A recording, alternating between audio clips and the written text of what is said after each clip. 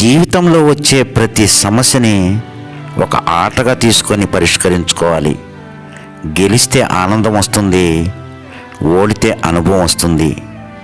గెలుపు గర్వానికి పునాది వేస్తే ఓటమి తెలివికి పునాది వేస్తుంది. నలుగురికి నచ్చే నువ్వు మరో నలుగురికి నచ్చాలని లేదు. 10 మంది మెచ్చుకునే నిన్ను మరో 10 మంది తిట్టుకోవచ్చు. ఎందుకంటే నీ వ్యక్తిత్వం నీది, ఎదుటివారి ఆలోచన నీది కాదు.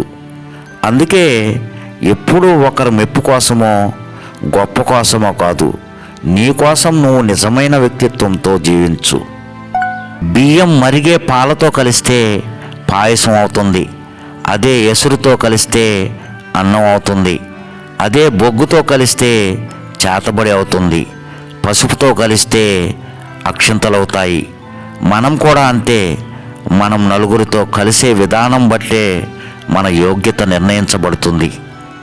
మనం ఎంత శ్రీమంతులమో తెలుసుకోవాలంటే సిరు సంపదతో కొనలేనివి మన దగ్గర ఎన్ని ఉన్నాయో లెక్క వేసుకోవాలి.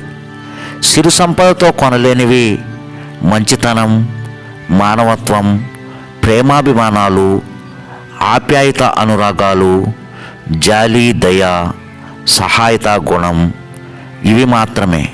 ఇవి ఉన్నవారే నిజమైన శ్రీమంతులు.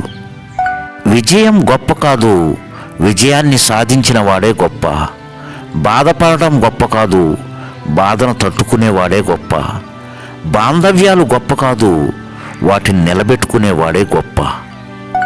డబ్బు అనేది గజం స్థలం కోసం అన్నదమ్ములను విడదీస్తుంది.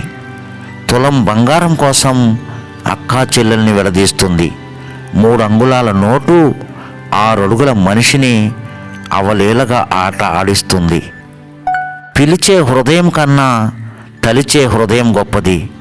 ఎందుకంటే పిలిచే హృదయంలో అవసరం ఉంటుంది, తలిచే హృదయంలో అభిమానం ఉంటుంది.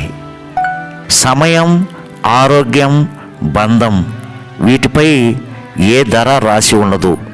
అవి కోల్పోయినప్పుడే వాటి విలువ తెలిసేది. అందుకే సమయాన్ని సరిగ్గా వినియోగించుకోవాలి, ఆరోగ్యాన్ని సక్రమంగా కాపాడుకోవాలి, బంధాన్ని గట్టిగా నిలబెట్టుకోవాలి. తాగుడు అనేది ఈరోజు సరదాగా మొదలయ్యి రేపు అలవాటుగా మారి తర్వాత వ్యసనంగా మారుతుంది. ఎగతాళి జోదం వినోదంతో మొదలయ్యి వాదనతో కొనసాగి కొట్లాటతో ముగుస్తుంది. మనం ఉండే చోటును బట్టి మనకు విలువ వస్తుంది.